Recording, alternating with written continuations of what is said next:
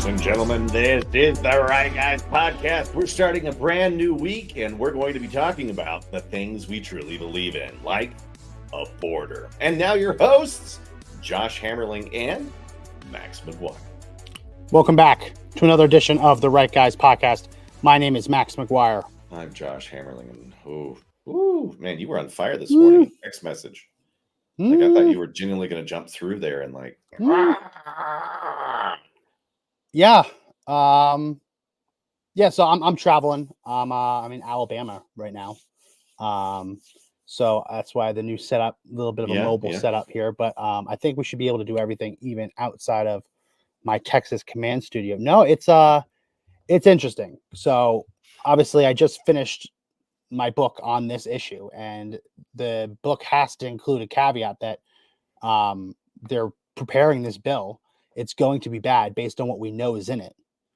As I'm writing the book, the conservatives like Langford, other people who are in the GOP who are responsible for this quote unquote negotiation, they keep promising on social media, on television, that it's not as bad as the leaks suggest.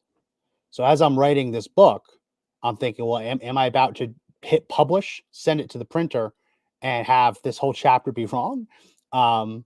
So there was a little uneasiness to it, but I'm glad I hit send when I did, because no, it is not just as bad as we thought it was going to be. It's worse. It is much, much, much worse. So we're going to go through it today. And just to get out of the way, when I start at the beginning, I did finish this new book, Conservatives Guide to Winning Every Immigration Argument. It's live. Link is in the description. Get it. Please do get it. We launched at, I think, number 39 on all immigration books on Amazon. And so we want to get up there towards the top. So if you want to help support that effort, please do go and pick up your copy today. Links are in the description. What I found shocking was that you were about to print a book and you've already got an addendum by like day one. Like you pressed print and like you get addendum, right? It would just, it'd be nonstop for you right now. So at some point you have to hit send. Right. And you have to be confident that you've talked about enough and I think this book does talk about enough.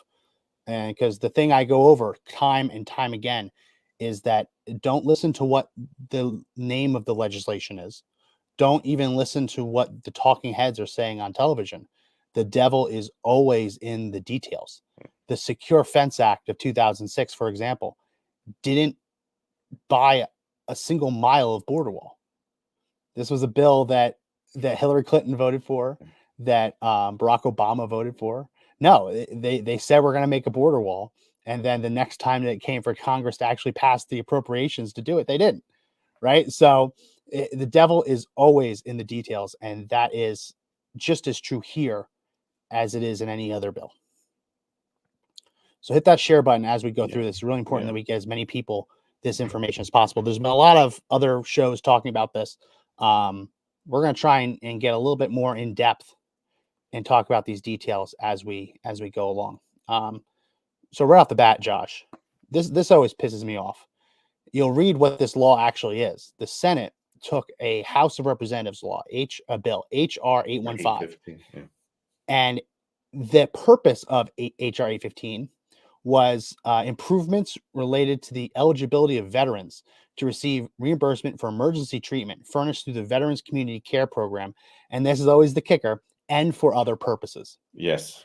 So right off the bat, they have hijacked a House bill that is supposed to be caring for veterans to throw all of this bullshit in, with the ultimate end goal being, if you don't agree to pass their bullshit into law, the veterans don't get the care they need. Yeah. It is very obvious that this is why they chose this bill, because they will run that commercial, Josh. They will run the commercial that all says Republicans didn't fund veteran emergency healthcare treatment.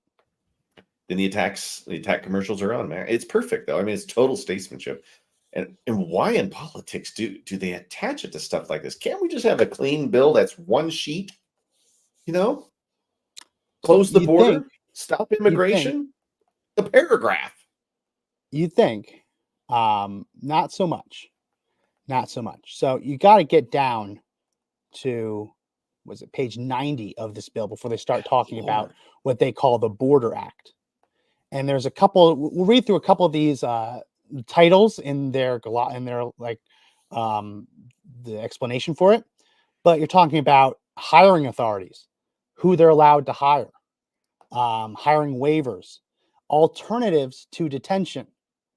Whoa. We're going to go through Whoa. that. What does That's that a big part of mean? this.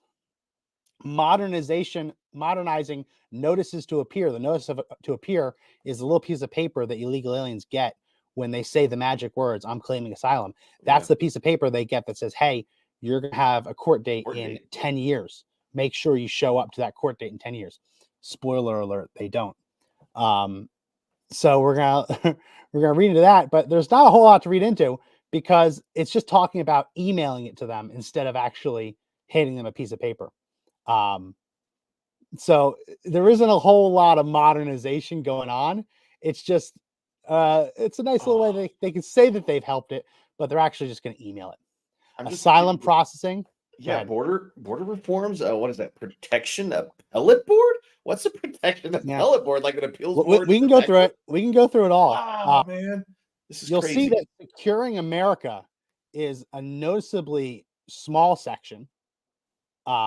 Securing America just deals with the Border Emergency Authority, and then a part to deal with fentanyl. Well, other than that, there's nothing in the Securing America section. Well, there's Border Emergency Authority and Fentanyl Act. Yeah, short that's titles. it. That's it. Okay. That's it. Okay, Fentanyl. cool. Well, drugs, and giving Biden the power to shut down the border. Very loose air quotes. Shut down the border if 5,000 illegal aliens cross it a day. And then you get into the other matters, right? The money laundering, importing of goods, legal immigration, due process, metrics, and then budgetary effects. But you'll notice that there's not a very robust section for border security.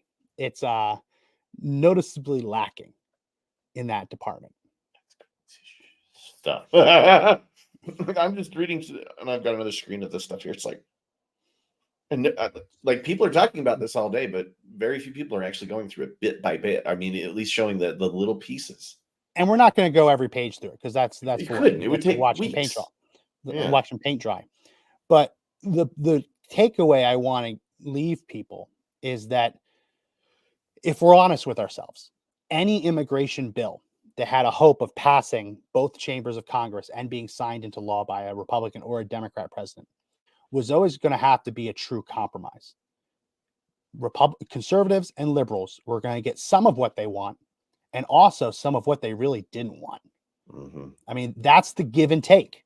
So if we're honest with ourselves, if we ever were to pass a border bill, part of it would have to be a shit sandwich. Part of it would have to be what conservatives really don't want in order to get what we really do want. And the proposal that's always been floated has been some combination of actually securing the border and some form of compassionate processing for people who have already been in the country illegally and are already living here, right? I don't think we were ever going to get a bipartisan bill that secured the border and deported every illegal alien in the country, right? It was always going to be some form of give and take, both of those sides getting something of what they want. And then in there also like asylum fixes, so you can't just claim asylum when it doesn't really exist. That's not what this bill is, Josh. Instead of the left negotiating with the secure border right, the left has negotiated with the Israel funding, Ukraine funding right. Why do I feel like turtlenecks coming out on this one? Yeah. Why do I feel like every rhino that we've talked about before, complained about, asked people to primary out, is going to rear their ugly head this one again? Yes. Crenshaw, I saw just a little something on X. I mean, he said it was dereliction of duty not to pass this border deal. Like, yeah, no, this is suicide. This is suicide, Josh. We're going to get through this. This is passing this border bill is suicide. But when I say it's not a good faith negotiation, this isn't border security on one side amnesty for illegal aliens on the other side.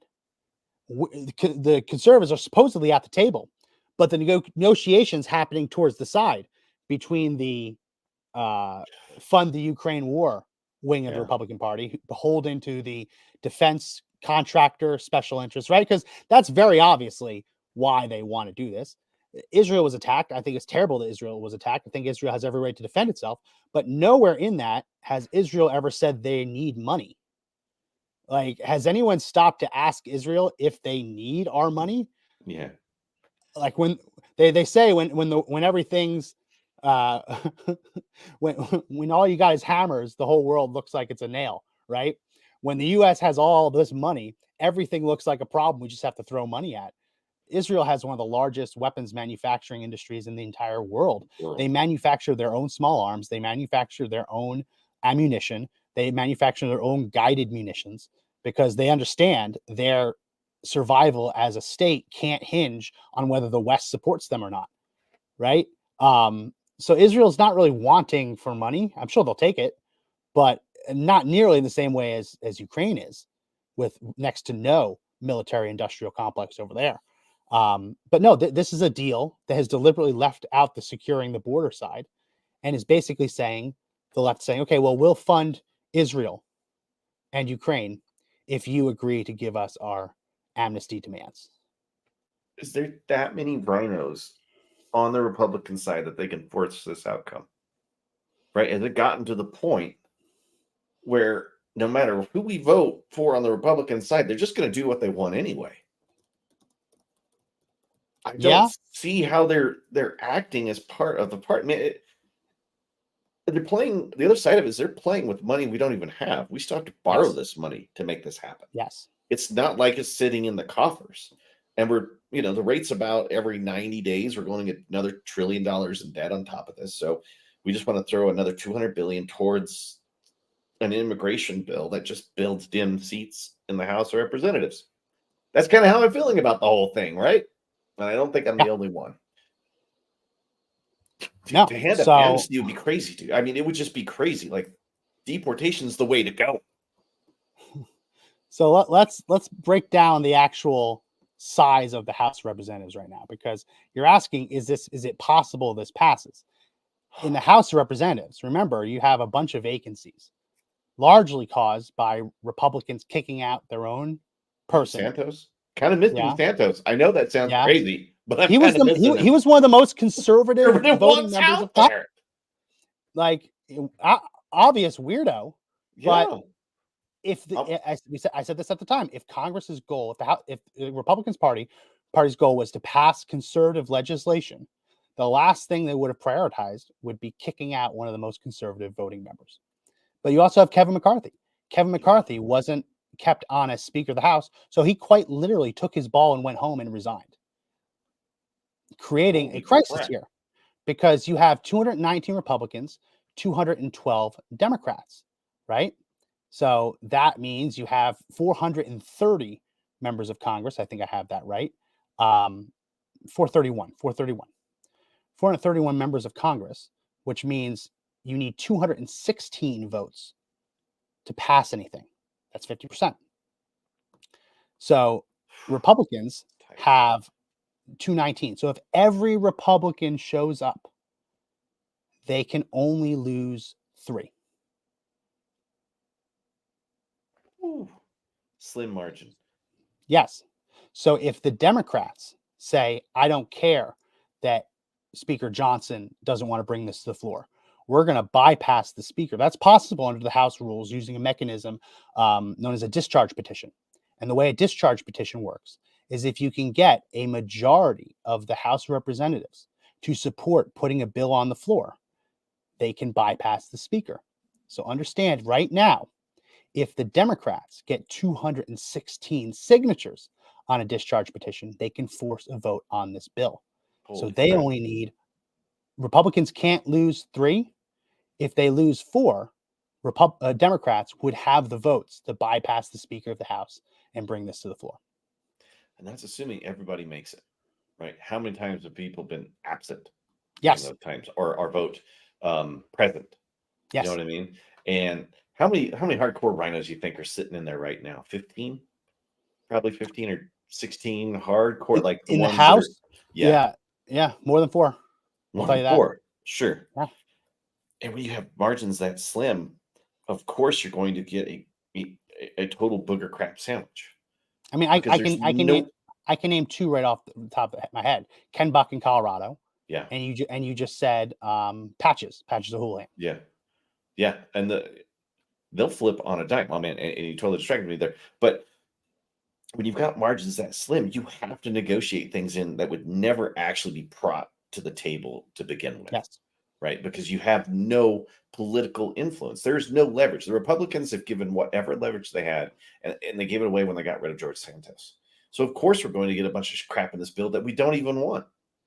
So Yes. why even vote on? Why get it out there? And it most likely is going to pass the Senate. I have a feeling. When it reaches, or I'm sorry, it's going to pass the House. I'm confused Probably, now. yeah. It'll pass the Senate. It'll pass the Senate because it's an HR bill, right? But they're adopting it and putting it over. That's why I keep getting confused on it. So keep going. Go ahead.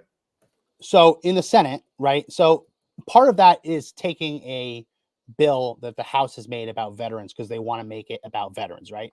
But at the same time, any bill that deals with funding, that deals with appropriations, budget, by law, by the Constitution, has to originate in the House of Representatives. So if this is a bill about funding the border, it's supposed to start in the House of Representatives.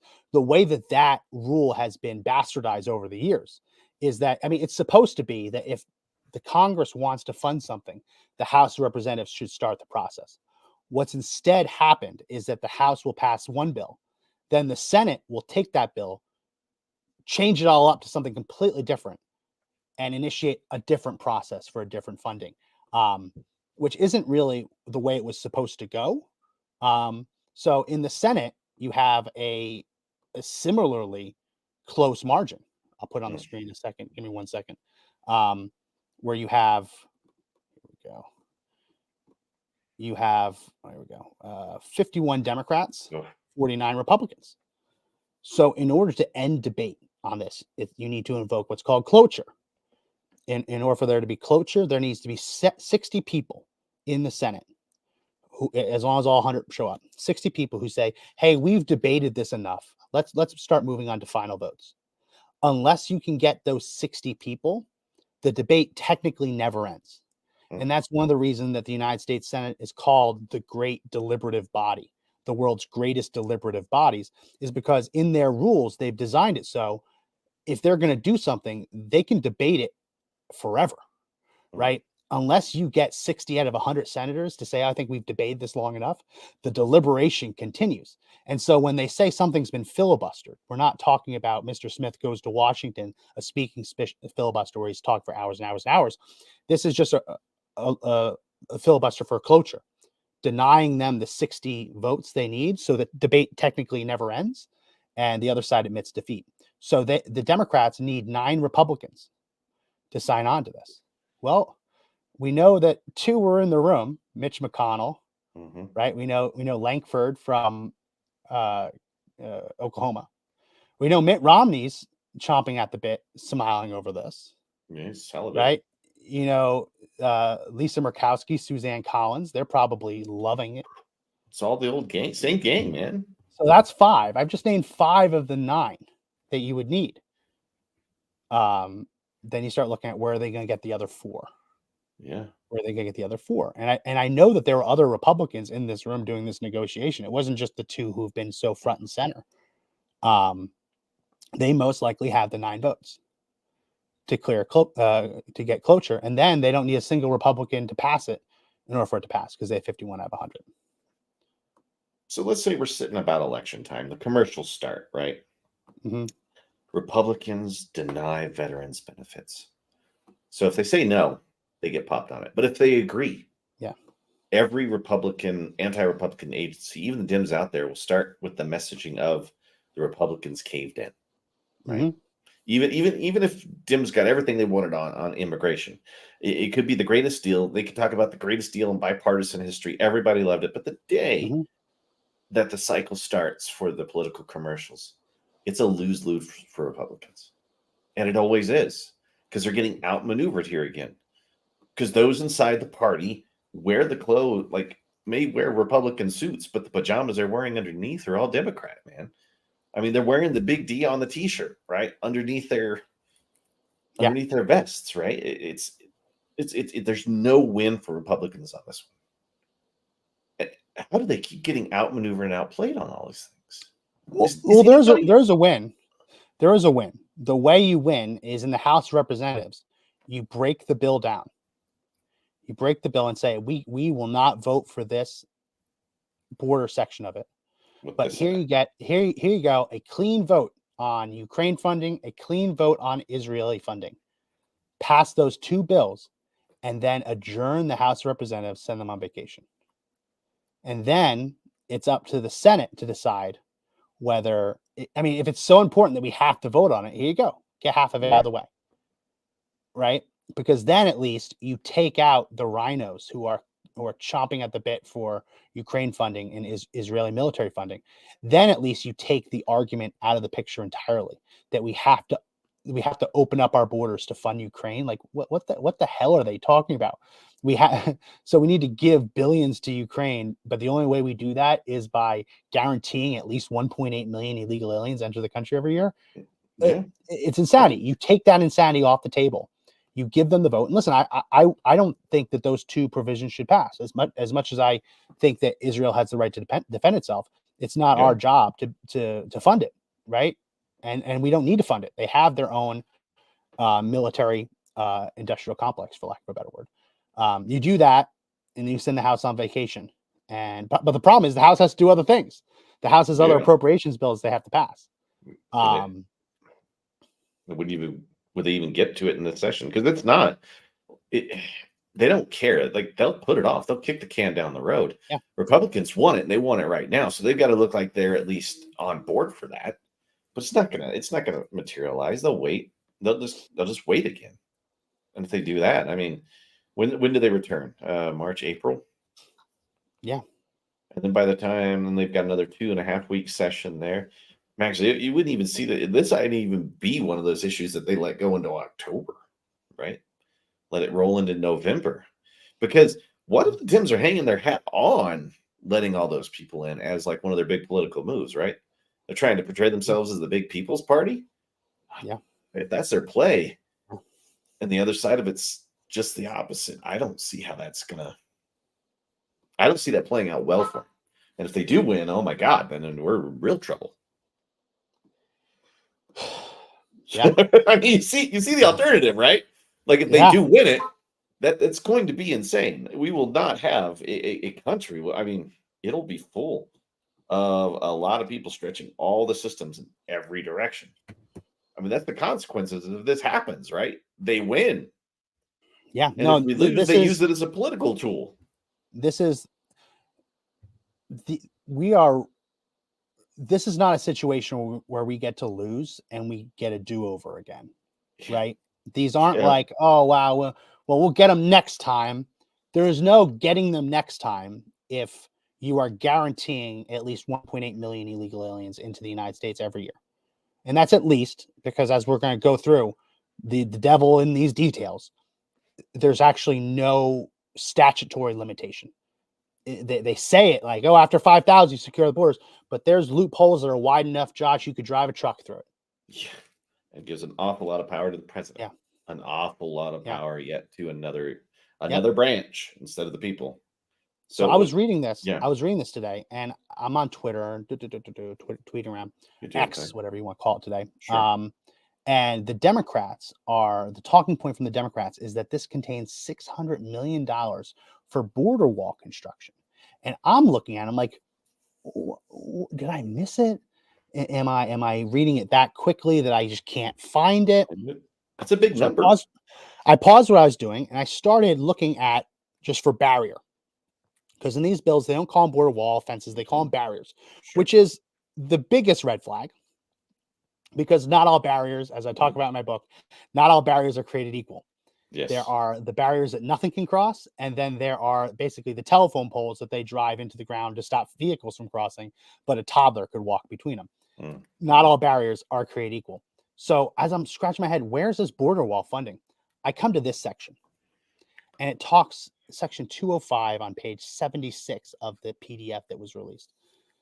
The remaining unobligated balances as of the date of enactment of this act from amounts made available under the 2020 and 2021 appropriations bills and described in section 210 are hereby rescinded, and an amount of additional new budget authority equivalent to the amount rescinded pursuant to this section is hereby appropriated. That's really fancy words for Yeah. all that money we gave you in 2020 and 2021 that you didn't spend yet. We're rescinding it. And congratulations, we just decided to give you the exact same amount that we just rescinded. So they haven't approved a cent of new border wall construction. They're taking the money that was approved in 2020 and 2021 that Joe Biden deliberately hasn't spent and saying, okay, we are graciously giving it back to you. So you look at the 2020 bill, it included $1.375 billion for border wall barriers. So they've taken the money that wasn't spent on it, taken it away, and given it back to them, and treating this as, look at this bill, it solves it. $600 million in border wall construction. We cracked the code. When in reality, the only reason you can call it border wall funding, and the only reason it exists, is because they literally just took it back and gave it to them again. Do you see how bullshit that is? It's a shell game. Yes. There's just Yes. little pieces of we gave it back to you. Oh, here you go. Take it away. Yes. Oh, there you go. You got it back. Yes. What? That's gamesmanship. Wow. And then they go into, it has to be a bollard fencing, 18 to 30. None of these can be used for any other purposes, yada, yada, yada. And then it says the Commissioner of the U.S. Customs and Border Protection, they reprioritize the construction of border walls. Okay, well, that doesn't sound exactly like no other purposes. Yeah. And maybe they can add additional miles where no such barriers exist. But within 180 days of the date of enactment, the Secretary shall submit a report to the Appropriations Committee detailing how the funds will be used. So right away, it sets this, like, pushing it back a couple months, right?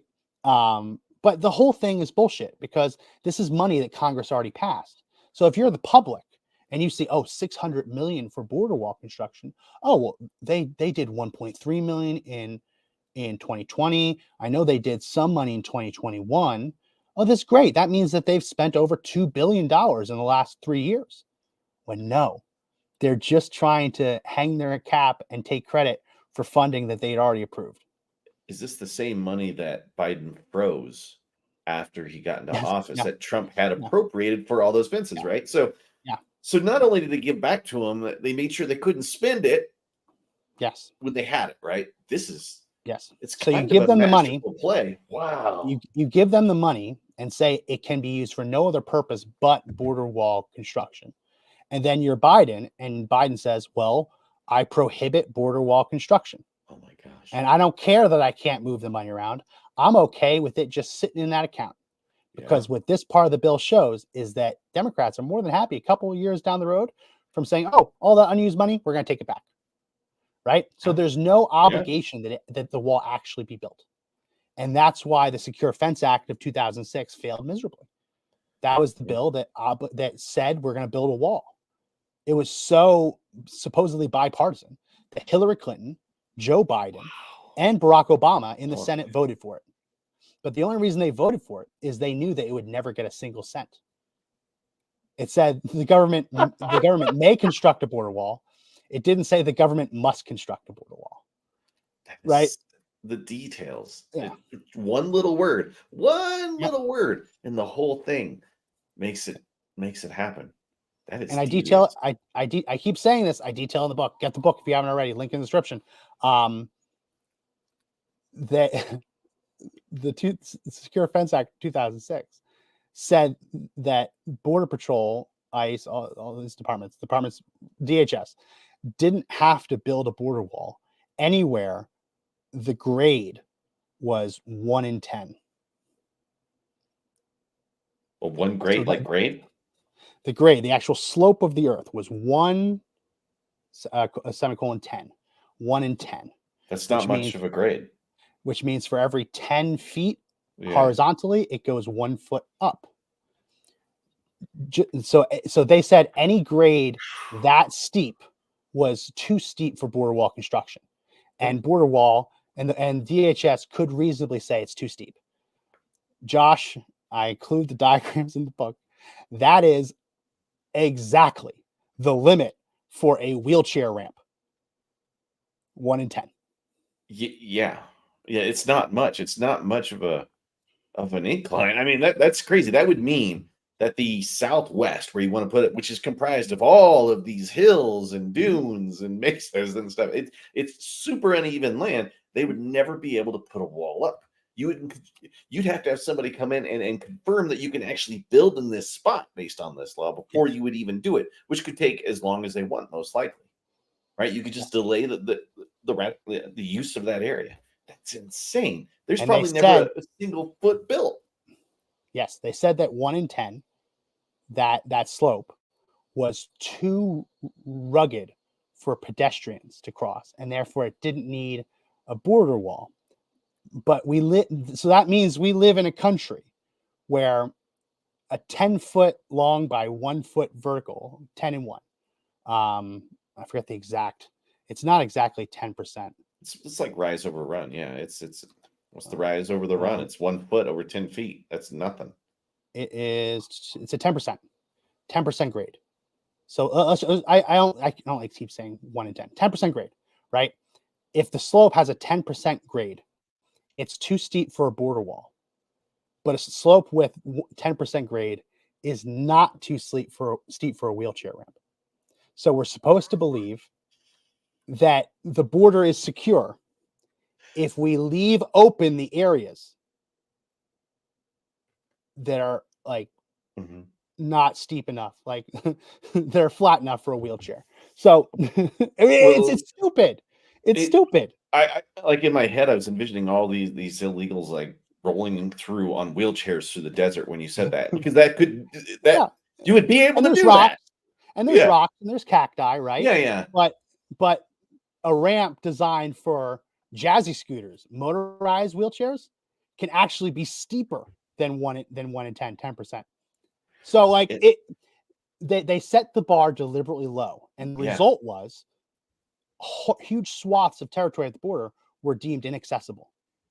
When in reality, they weren't inaccessible. Like they weren't. They easily could have built a border wall there. Max, it doesn't matter. Mountains to get here. Vertical climbs. I mean, they faced worse on the way here. Yes. But you know what? That's too dangerous. Let's not put a wall. It's okay. They're not going to cross over there anyway, even though, someone will probably scale a mountain if they had to. Because, humans are ingenious. They figure out how to get over things pretty well. So let's get into the meat and potatoes of this, because there's lots of really bad stuff we have to cover. Okay, so at the border, Border Patrol is now empowered right now to look at their detention facilities and say, okay, I have this many spots available. I'm going to look at how many people I just apprehended, and I'm going to game out, okay, these people should probably be detained. These people I can probably afford to let go, to both make sure that the bad people aren't released, but also that they have more room in detention facilities to detain the next batch of illegal should a mass murderer come across, should they come across a mass murderer tomorrow, right? So that they're constantly having to game this out, because detention is specifically limited by Democrats in Congress. They've only allowed them to have so many beds. Now there's a little bit of wiggle room in times of emergency to go above that cap, but Congress has only appropriated enough money to have a certain number of detention beds, and ICE and Border Patrol really can't go above that.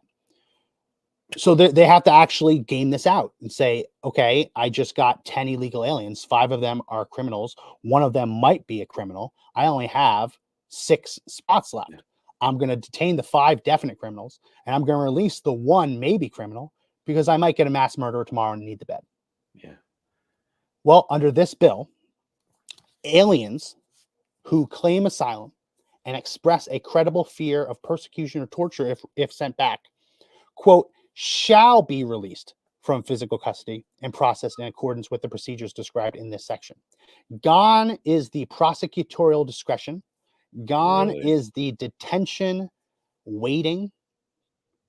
If an illegal alien, unless they are actually immediately deportable, there's no room for interpretation of this person might be dangerous. No, if they don't have a criminal record, they shall be released from physical custody and That's a processed as a catch and release. big deal. I mean, I Yep. was going to call this a revolving door with limited beds, but it's worse than that. This is just like opening up a big garage and just letting them Yes. just kind of walk through. There's no way to vet in that time. Plus, if you got to play the guessing game, you'll always be forced to let people go because the next batch will most likely Yeah.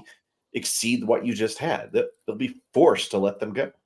And now they're told that they shall let them go. I mean, it's Yeah. It's like prisons in the United woo. States, right? How many times have you heard of someone being released from prison because of overcrowding? Right? I mean, what Yeah. that is they were convicted of a crime. They were sentenced to be incarcerated for a duration, and they're being let out early because there are more dangerous people coming in behind them and they need the room. Right? Yeah. So that's a very real reality. I mean, you would think that the detention would take as much money as necessary to make sure that dangerous people aren't released among us.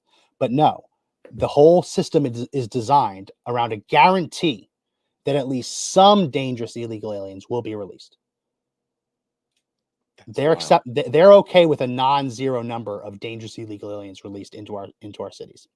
Why don't we start with the number 0? Like Yeah. none. Yeah. Why limit the Yeah. beds? Knowing that you limit the beds knowingly forces you to guess the numbers that you've got to keep. Yeah. Yep. It's terrible language. It's a war of words. You're pissing me off, Max. What the I know. All right, so you know that whole thing about 5,000. Yeah. That if they catch 5,000 in between ports of entry in a given day, or averaged across 7 days, that's the number 5,000 a day. That provision that Biden says you need to give me this authority, it's the only way to secure the border. He freezes. And that was just the good part. You can come back, Yes. Max. So- Okay, there you go. Oh, sorry. The so-called border security provisions do not apply to unaccompanied children. Nothing in this section may be construed to interfere with the processing of unaccompanied children, and such children are not subject to this section.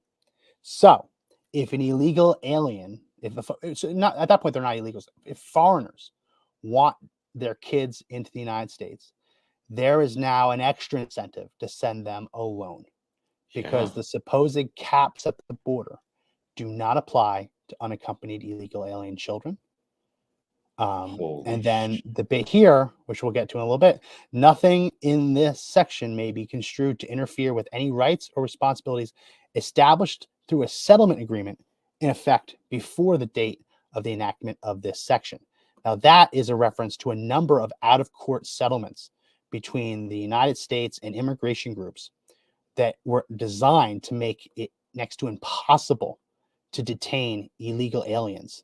Wow. If they came into the country with a child in tow. And the main one that they don't want anything to ruin is the Flores settlement, Reno v. Flores. This is the settlement that the United States voluntarily entered into. The Clinton administration voluntarily entered into it, even though the Supreme Court had just ruled they don't have to do this. So the Supreme Court said that the federal government, doesn't just have to release anyone who shows up with a kid. And there are a lot of really sane, rational explanations in the Supreme Court's decision, right? The idea that if you're a child, the government can't tell you where to go is ludicrous. And as the Supreme Court mentioned in the decision, that would upend like every part of the government that deals with like orphanages, right? Yeah. It would upend juvenile detention, right? These are concepts that the government can tell a child where they're going to be at in a given moment. They're core, And that's not to say that the government can lock children in prison forever, right? But the idea that just by being a child, you have the right to leave and the government can't stop you, you have to shut down every orphanage, right? So the Reno v. Flores, the Supreme Court had just told the Clinton administration, you're allowed to incarcerate and detain illegal aliens who cross with their children. That crossing with a child does not give an illegal alien a get out of jail free card. Mm-hmm. Instead of accepting that win, the Clinton administration, in a separate lawsuit, entered into a settlement agreement agreeing to release any illegal alien or any family unit within 20 days of detention. Wow. Setting a precedent. And Forever. the way it was set up, it said this settlement will only be enacted until the same terms are enacted through regulation. What? So that the settlement is the law of the land until the government passes regulations that say the same thing. The government deliberately never passed regulations that said the same thing. Yeah, it wouldn't have to. Because if Clinton were to pass regulation that says you release every child in 20 days, George W. Bush could cancel and rescind that regulation, and then the settlement's gone completely. Yeah. So the terms of the settlement have never been added to the Federal Register, specifically to make sure that Republicans can't overturn them ever. So to this day, this Reno v. Flores settlement continues to be the law of the land. It's what was used to shut down the kids in cages BS. Yeah. And any illegal alien showing up to the border with a child is nearly guaranteed to be released within 21 days. Well, I'm sure the pedophiles and the sex traffickers are really happy with this. I can't wait for a bunch of people to start showing up to the border and they've all got kids. Is this your kid, sir? Right? I mean, you'll never be able to figure that out. There will just be an endless stream of people with kids coming in. You might even see like some sort of baby mill where they're just trying to get people pregnant so they can come over. No, well, they don't do that. Instead, they abduct the children from Mexican villages and they have a slave trade. They have a modern day slave trade where the cartels will take these abducted children, will use them so that their clients can get across as a family unit. And then one of two things will happen. Either the child will be abandoned in the desert or the child will be brought back to Mexico to be used as a mule again. And this child's entire life will be going back and forth, so that paying customers can claim that they have a kid and be automatically guaranteed to be released from custody. That's happening. The modern day slave trade is alive and well in Mexico in the border towns. And that's what they're doing to these kids. And it's terrible and it's disgusting. And Trump implemented a DNA test, a rapid DNA test designed to see if these people really were related. And it was a shocking result. It was a very small test, showing that something like 40% of the people claiming to be family units weren't actually biologically related. I don't think you'll be shocked to learn that that was one of the first programs that Biden shut down upon becoming president. So yeah, hear no evil, see no evil, right? Not even gonna test them. Wow. And we know how powerful those sex trafficking organizations are. I mean, they're using children as currency. Yeah. You know, they're using children as tools to get in the United States, which also leads me to believe that the Dems have no problem financing human slavery. Yeah. History tells us they've done it since they've been around, so they continue to do it now. That's disgusting, man. Yeah, I thought there might be like some sort of child trade where they just keep going back and forth, but is that in your latest book? Did you put that one in there? Yep. It's evil. Oh my gosh. It's evil.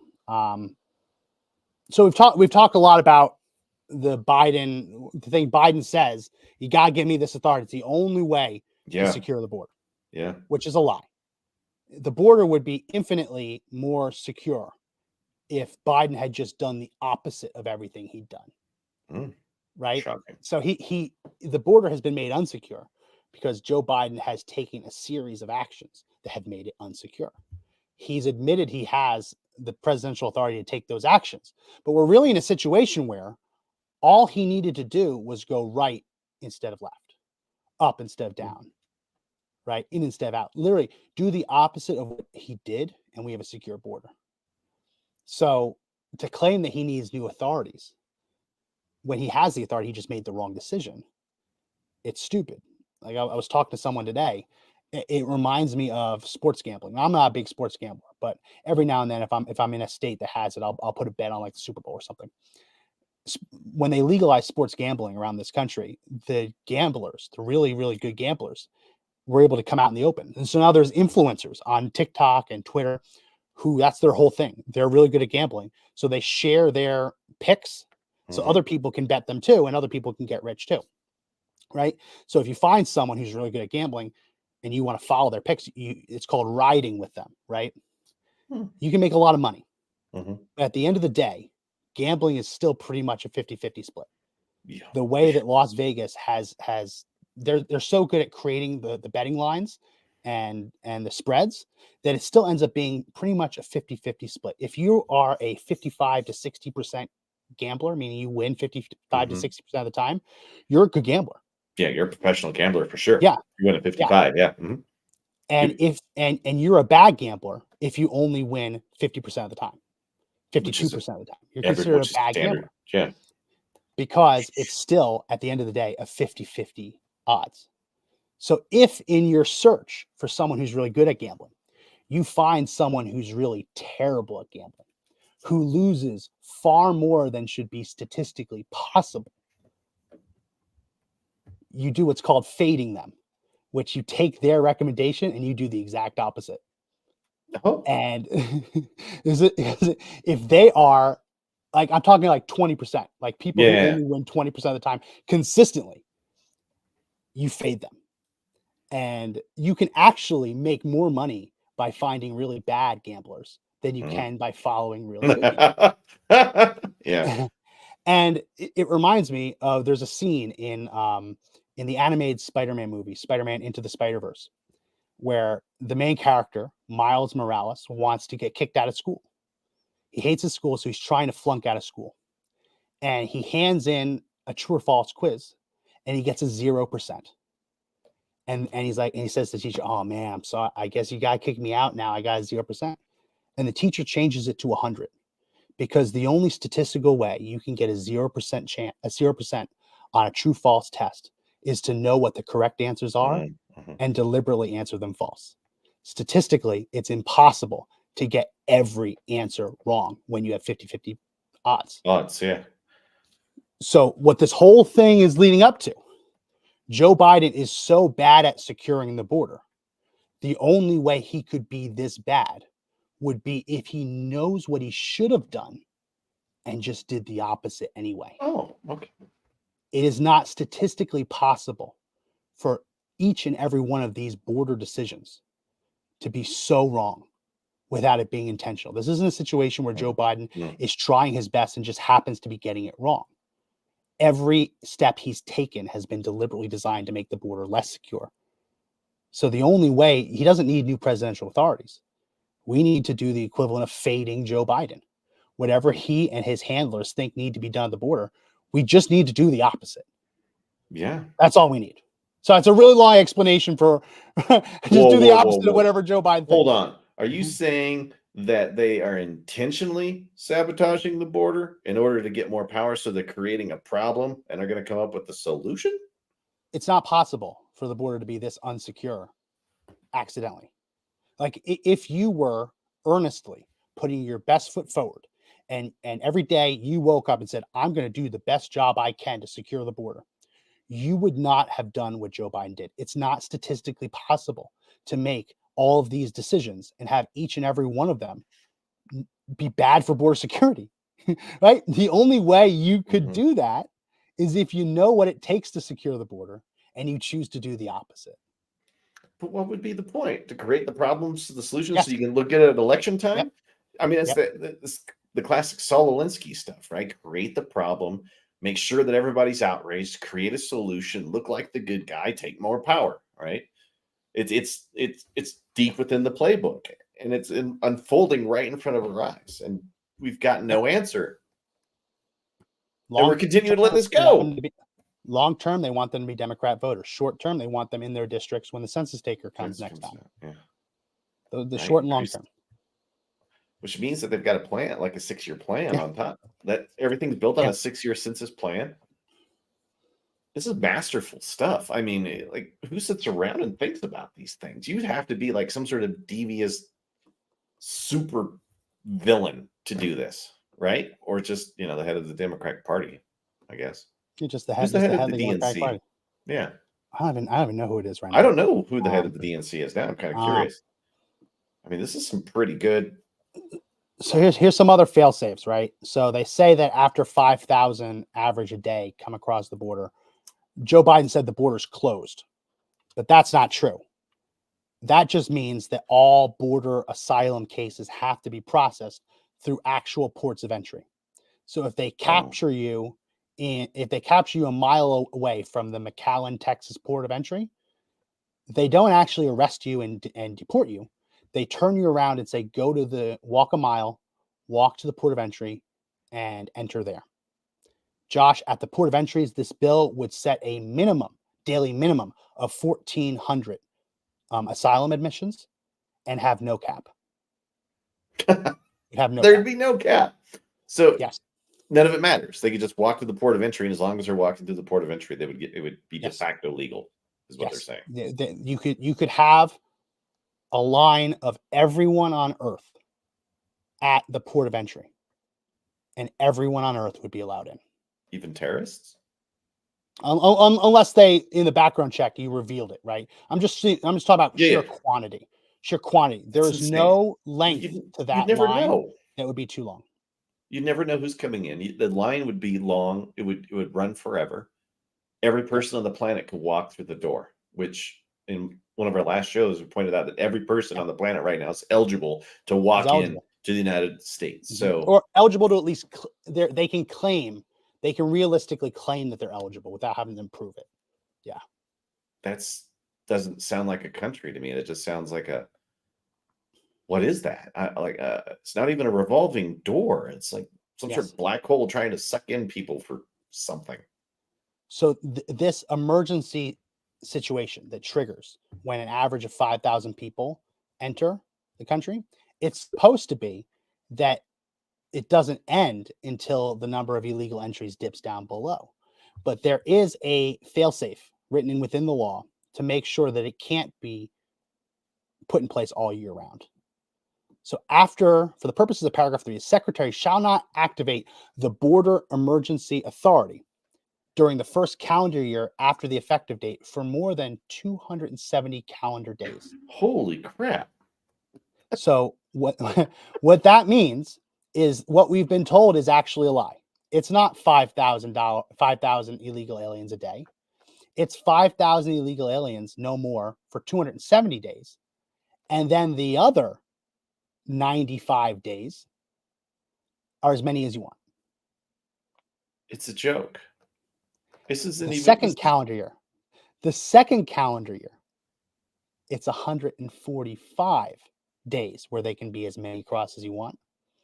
And then the third calendar year, doing this math in my head, 190-ish calendar days. All you have to do is pick the days with the most people crossing the border. So it's not even that you have to go to a port of entry. You just wait. Yeah. You just wait. Quite literally, if in the first year they've averaged 5,000 border crossings a day, and they've done that for 270 straight days, on day 271, you could have 1 million people cross the border outside of the port, and Border Patrol can't stop them. These loopholes are designed. This is on purpose, Josh. They're selling to the American people that this is going to secure the border when it's deliberately designed not to secure the border. It's just creating a whole new problem that will require a whole new solution. And then how much of that is going to grant amnesty once they're here? Like, that's got to be the next step, right? As soon as you get them in, you start controlling the number in here. But once they're here, you've got to do something with them. Yes. So do you feed them? Do you clothe them? Do you give them Yes. jobs? You got to give them a All of the social above. security card. You've got to give them the right to vote. You got to give them everything, right? All of the Everything above. in an already strapped All of the system. above. Yes. But that's that there's a school system in the world that would be able to handle that. Yes. I'm here for work meetings. I'm quite literally backwoods Alabama. People very nice, I'm sure, but it's very much backwoods Alabama. And you drive past, you see a lot of hardship. And Yeah. I was driving past one of the public schools. It looked like a public school. It was no longer a public school. It was a job training facility to take people who need jobs in rural Alabama and to train them computer skills and the like, so that they can get the jobs that are out there, not the jobs that they're necessarily at the time trained for.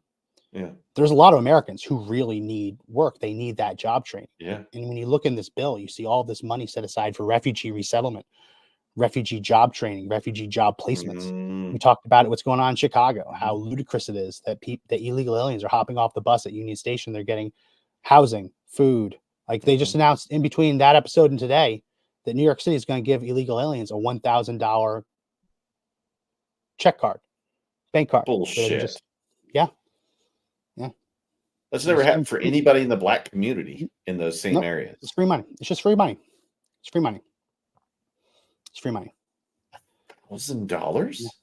How often? I don't need to deal. I think it was monthly. It's for like food. Yeah. Yeah. We're almost out of time. And I don't want to miss this because this is the biggest loophole, the biggest caveat. The big one. Not even at the big one. So all this time, all last week, Joe Biden saying, if you give me this authority, I will use it on day one. And they're painting the picture that Joe Biden would be forced to close the border. Now, we've just explained to you that it doesn't close the border. It just routes these people through ports of entry. Yeah. And we just showed you that the border can only be closed for part of the year. Can't even be closed for all of the year. No. There is a loophole here that is actually quite ironic, and I'll read it right here. If the president finds that it is in the national interest to temporarily suspend the Border Emergency Authority, the president may direct the secretary to suspend use of the Border Emergency Authority on an emergency basis. So all that we just talked about,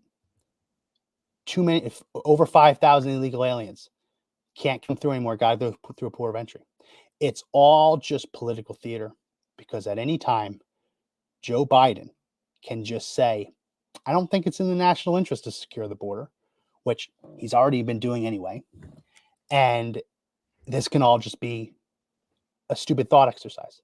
So what you'd be left with is all the amnesty, all the forgiveness, all the funding for refugee resettlements, and quite literally none of the even weak border security elements.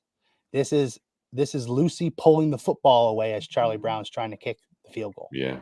They do this every time, and it's written into the law that Joe Biden can just say nope. And the irony is that when Donald Trump implemented his Muslim ban, he used a statute in federal law that's very similar. And that statute, I put in my book, I don't know the exact citation, but I'll paraphrase it. That statute says that if at any time the president determines that the admission of any alien or class of aliens would be detrimental to the national security interests of the United States, he can block the entry of those aliens or classes of aliens.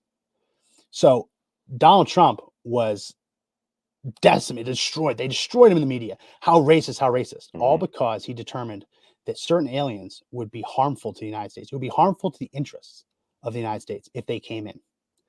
Well, what they've done here is they've taken that presidential authority and they've inverted it to give the president the power to stop securing the border if he were to determine that it's in the interest of the United States to have an unsecure border.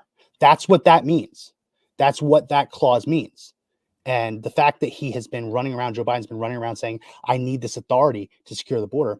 They've written into the law an exception where he can choose not to secure the border if he thinks America would be better off if it wasn't secure. The fact that they've even put those words to paper should disqualify the whole bill. I don't even know what to say to that, because it's like you not only give the president all authority over immigration, he could just shut it down anytime he wants to, turns it on when he wants to too. So why would one branch give another branch more authority over something that's specifically their body, their provenance or preview, or it's theirs? And Why? why do the song and dance? Why the political theater that why the political theater that we're securing the border, we're going to do it this time, and then write into the statute that he can just say no thanks, I'm good. 'Cause a bunch of rhinos will help pass it. Yeah. They'll get whatever they want, and it looks good at election time. Look at all these people we saved. We are the most altruistic group out there, even though we're making it easier for kids to come across the border with pedophiles, right? I mean, it stacks every dirty thing that I see that come out of the left, man. It just reinforces what they want, what they need, and what they're going to do. Yeah. I don't like that the president gets even more power to do something. I hate it when one group always wants to give the power to one person or one organization or one branch, right? It never ends well. No, never ends well. And just a couple more ones to go through before we end. Yeah. $2.3 billion for refugee resettlement, extra What does that mean? on top of what's already been passed. We're spending 2.3 billion. If this passes, an extra 2.3 billion on top of the existing refugee resettlement funding, refugee and entrant assistance. So we will read that this is amounts made under this heading in this act may be used for grants or contracts with qualified organizations, including nonprofit entities, to provide culturally and linguistically appropriate services, including wraparound services, housing assistance, medical assistance, legal assistance, and case management assistance. They'll have endless lawyers to keep them here. Mm-hmm. And that's the Endless other bit. lawyers. This includes a right to a lawyer, where any immigrant Bullshit. who wants to come to the country, as long as they walk in before they claim asylum, they would have a right to a U.S. citizen funded attorney. So that's the other part of all this, right? Let's put on pretend hats. Let's pretend that this bill is actually designed to secure the border and to stop illegal immigration. It also says the U.S. people will pay for a lawyer for every immigrant who wants to game the system and find a loophole they can abuse to force their way in. Wow. The border can never be secure if it includes language that quite literally pays for illegal aliens to game the system and come in. Yeah, 2.3 billion. Also, when it says housing assistance, are they going to buy them a house? And there's a lot of laws that require that you have to have so many urban and rural areas incorporated into each other now. So yeah, there could very be similar to Chicago. neighborhoods. Yeah, very, they could just very buy similar out to Chicago, neighborhoods. where They if could you're an just, illegal alien family, you get $1,500 a month for housing. oh my Housing God. assistance would go towards that. Things like that. Wow. Wow. And the people of Chicago have never gotten such a thing. No. 50 years of asking for it since the civil rights movement really took off. Have they ever been getting anything like that? No. No, but they'll give it away to a bunch of people that don't even live here, that don't belong here, that aren't even citizens of this country. Yep. So it's a bad bill. Democrats. Yeah. We should vote no. Encourage, and this is where, like, this is one of those moments I wish I still work for an organization that was involved in advocacy. I don't know if they still do that over there. But I enjoyed every day when I worked for Conservative Daily, every day for almost 8 years. I identified something going on in Congress and rallied the troops to get people to put pressure on Congress to do X, Y, or Z. I don't know if they're still doing that. I don't know if they're still doing it as effectively as before. But this is a situation where if you haven't already, you have to start reaching out to your congressmen and your senators and putting pressure on them, saying vote no. The way it works in these congressional offices is usually it's just a tally sheet where whoever's manning the phones have 2 columns, for, against, a big bill. And every time someone calls their for, they do a check mark, for, against. And at the end, if the congressman is on the fence on which side they should choose, they really look at who called. And for every one person who calls to voice their opinion, they assume that there's like 10,000 more who feel the same way, but didn't have the time to call or write a letter or email or fax, whatever.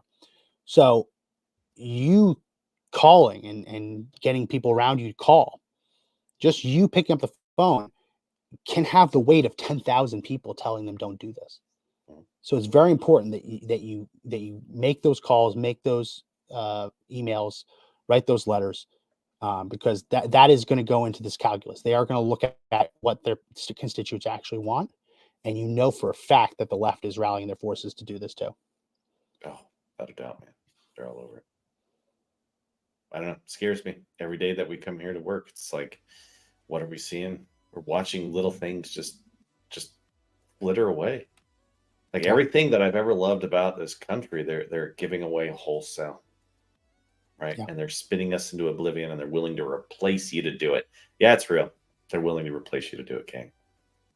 Do something about it or don't. It's up to you. Yeah. Well, if you like this episode and you want to read more about this, as I said at the start, I did just release my book this weekend. If you haven't already purchased a copy, please do consider purchase one. I'm trying to make a splash on the Amazon bestseller list for immigration-related books. It's The Conservative's Guide to Winning Every Immigration Argument, available on Amazon, and should be shortly available for sale other places. But if you can buy it on Amazon, help with those rankings. I think it premiered today at 39. Cool. You're so hoping to go to number one. Every little bit counts, because you start looking at that list of immigration-related books, you see how vile some of these books are. Talking about open borders and things like that. Very important that we get this kind of information at the top. So yeah, check that out. Link is in the description. And appreciate everyone who buys a copy. Any final words, Josh? Oh, I think I said them before. Remember, they're selling us out every day. It's wholesale sell of the cloth of America. I don't even feel like I'm part of the cloth of America anymore. It's your country. You decide. Yeah. It's depressing, but you got listen. Listen, this is worth fighting for. Yeah, it is. And don't just rest on the laurels and think, oh, it won't pass the Senate. As we said at the beginning, if 4 House Republicans, don't assume it won't pass the House. If 4 Republicans vote with Democrats and sign a discharge petition, they can bypass the Speaker of the House. That's how small the margin is. Wow. So yes, reach out to them, contact your congressman, put pressure on them tremendously, because if even 4 Republicans join the Democrats on this, they can force a vote. Now, it's not just saying don't force it, don't vote. We also have to put pressure on the Republican Party as a whole to levy serious consequences against anyone who would dare jump ship over this. Right? We need all the congressmen thinking about signing that discharge petition to really think twice. Now, what the Democrats would do is they kick them off every committee. They'd say you're not getting a cent in funding for your re-election campaign. They would play hardball. It's up to Republicans to do the same, and it's up to you to pressure them to hold the line. That's it for this edition of the podcast. If you like the podcast, subscribe. Links are all in the description. Comment, share. Appreciate everyone's support for the podcast and everything. That's it for this edition of the podcast. My name is Max McGuire. I'm Josh Hammerling. Remember, everyone, the fight to take back the country is not over yet, but the only way we win is if we all step and fight together. See you next time. See ya.